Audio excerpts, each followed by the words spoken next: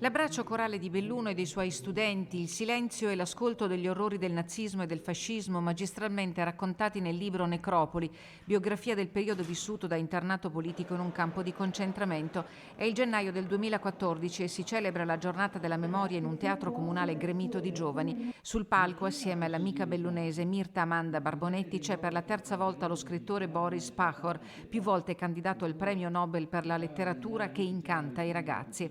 Lo scrittore intellettuale di confine si è spento oggi all'età di 108 anni. Anima e testimone di un secolo, Pahor, sloveno di cittadinanza italiana, raccontò la tragedia della deportazione degli ebrei e degli oppositori politici. Si moriva, no? E si moriva perché si era politici, perché si era contro il nazismo, contro il fascismo prima, questa voi lo dimenticate. C'erano anche campi fascisti, però dimenticati anche quelli, e volontariamente dimenticati, no? A Gonarsa, a Chiesa Nuova, a Treviso, in Dalmazia, a Arbe in italiano.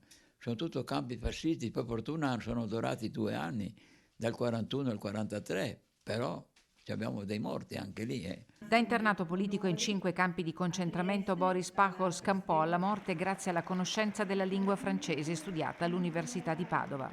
Triangoli rossi avevamo, quindi la maggior parte,